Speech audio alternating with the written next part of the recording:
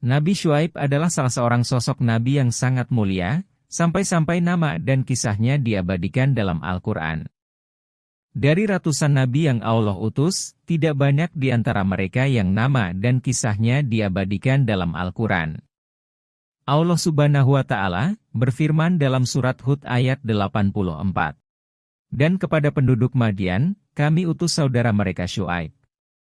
Ia berkata, "Hai kaumku, sembahlah Allah, sekali-kali tiada Tuhan bagi kalian selain Dia. Dan janganlah kalian kurangi takaran dan timbangan, sesungguhnya aku melihat kalian dalam keadaan yang baik serta mampu, dan sesungguhnya aku khawatir terhadap kalian akan azab hari yang membinasakan, yaitu hari kiamat." Diabadikannya nama dan kisah Nabi Syuaib alaihi salam oleh Allah dalam Al-Quran, tentu bukan tanpa tujuan. Tapi Allah mengabadikannya dalam Al-Quran, karena kisah Nabi Syuaib alaihi salam serat dengan hikmah, yang dapat dijadikan sebagai pelajaran bagi umat sesudahnya. Sebelum kita lanjutkan pada kisah Nabi Syuaib alaihi salam yang penuh dengan hikmah, jika dirasa kisah ini bermanfaat, jangan lupa untuk like, share, dan subscribe. Silsilah Nabi Syuaib. Nabi Syuaib alaihi salam berasal dari keluarga yang cukup terhormat di kalangan kaum Madian. Terkait asal-usul Nabi Syuaib, para ulama berbeda pendapat. Sebagian berpendapat bahwa Nabi Syuaib adalah keturunan Ibrahim, silsilahnya adalah Syuaib bin Yashjun bin Lawi bin Syaifur bin Abka bin Sabit bin Madian atau Midian bin Ibrahim. Ibnu Ishaq menyebutkan bahwa silsilahnya adalah Syuaib bin Maikal bin Yashjun.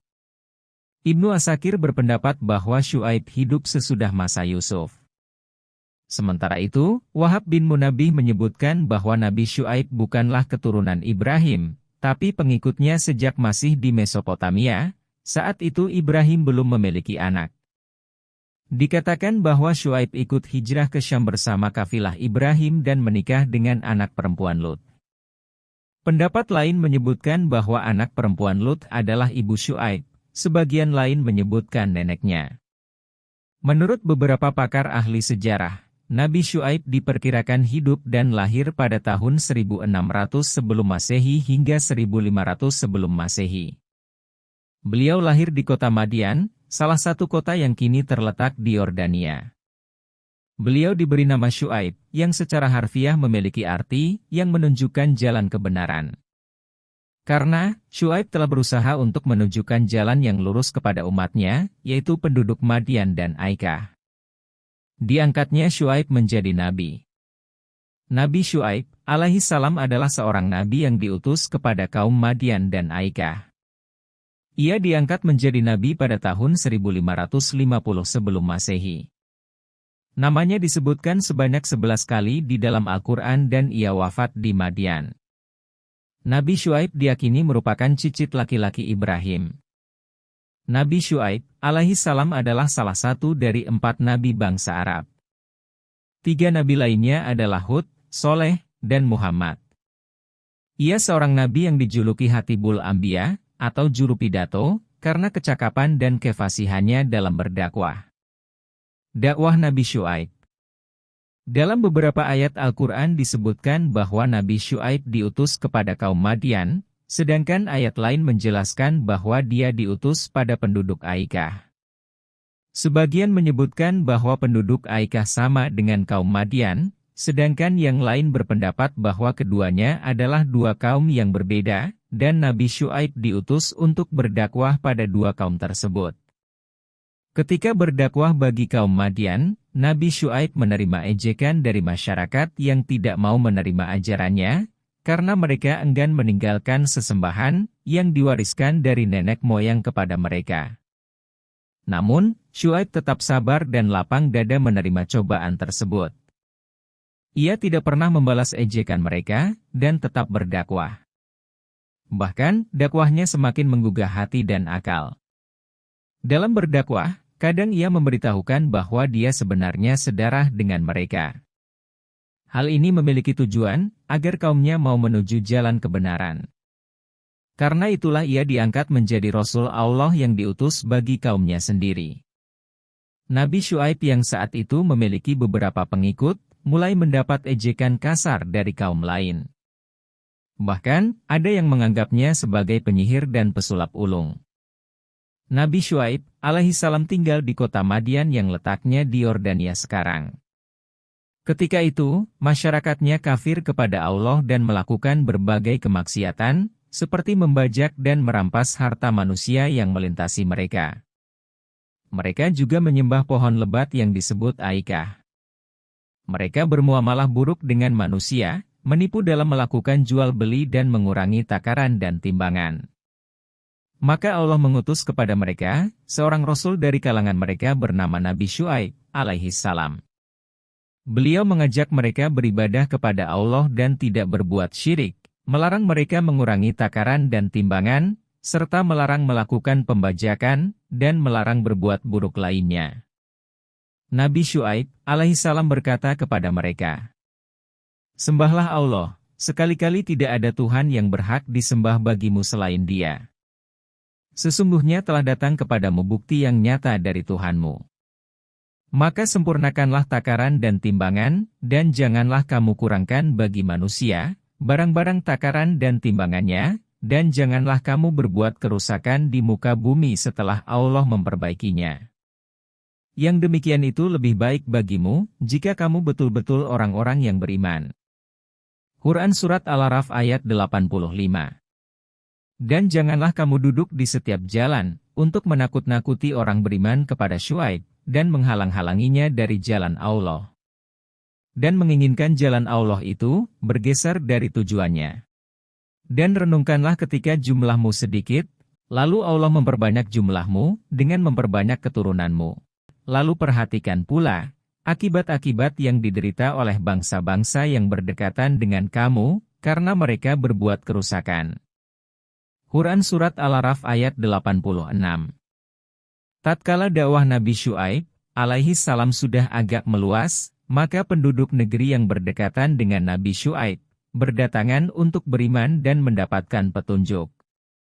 Tapi mereka dicegat di tengah jalan oleh orang-orang berandalan, orang-orang yang masih sebangsa dengan Nabi Syuaib, sambil menakut-nakuti untuk dibunuh kalau berani meneruskan perjalanan. Ancaman itu diiringi pula dengan fitnah dan kebohongan, dengan mengatakan bahwa agama yang dibawa Nabi Syuaib adalah sesat. Kalau kalian turut, kalian pun akan sesat pula. Karena itu, kembali sajalah. Demikianlah, Nabi Syuaib alaihissalam terus berdakwah kepada kaumnya, dan menerangkan kebenaran kepada mereka, tetapi yang beriman hanya sedikit saja, sedangkan sebagian besar mereka kafir. Meskipun begitu, beliau tidak berputus asa terhadap penolakan mereka, bahkan tetap sabar mendakwahi mereka, dan mengingatkan mereka nikmat-nikmat Allah yang tidak terhingga.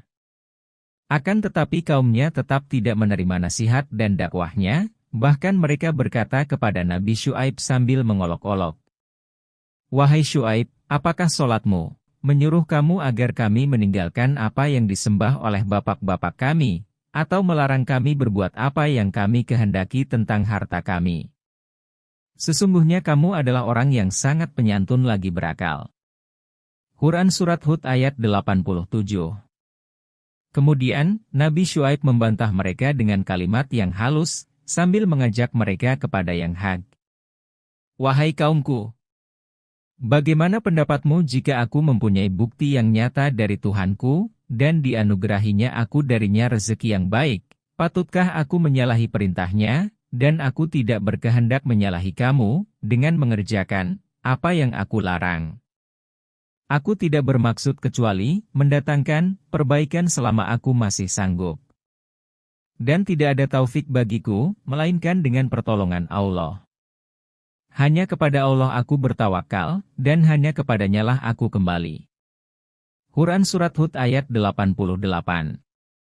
Seperti itulah Nabi Syuaib alaihissalam, beliau berdakwah dengan argumentasi yang kuat, sehingga beliau disebut Khotibul Anbiya, ahli pidato dari kalangan para nabi. Demikianlah kisah singkat Nabi Syuaib dari mulai beliau lahir hingga perjalanan dakwahnya. Dari kisah tersebut dapat diambil hikmah dan pelajarannya sebagai berikut. Pertama, bagi seorang muslim yang melakukan transaksi jual-beli, hendaknya menyempurnakan timbangannya dan tidak mengurangi timbangan, karena hal itu dapat merugikan orang lain dan dapat mengundang murka Allah. Kedua, hendaknya untuk beribadah hanya kepada Allah, dan hanya kepadanya lah menggantungkan segala permintaan dan pertolongan. Tidak menyekutukan Allah, dengan menggantungkan segala permintaan dan pertolongan kepada pepohonan atau makhluk lainnya. Ketiga, dalam berdakwah, hendaknya seorang muslim berdakwah dengan hikmah dan bijak. Berdakwah menggunakan kata-kata yang halus dan baik, tidak dengan mencerca atau menghardik orang lain, meski mendapat celaan dan hinaan dari orang lain. Seperti halnya dakwah yang dilakukan oleh Nabi Syuaib kepada kaumnya, sehingga beliau dijuluki sebagai Khotibul Anbiya, seorang nabi yang ahli berpidato. Demikianlah kisah tentang Nabi Syuaib, dari kelahiran beliau hingga perjalanan dakwahnya. Semoga kisahnya dapat menginspirasi, memotivasi, dan memberi pelajaran bagi kita semua, sehingga kita menjadi manusia beriman yang lebih baik. Nantikan kisah lanjutan tentang kaumnya Nabi Syuaib, yaitu kaum Madian. Pada part selanjutnya, akan dikisahkan lebih detail tentang kaum Madian. Insya Allah.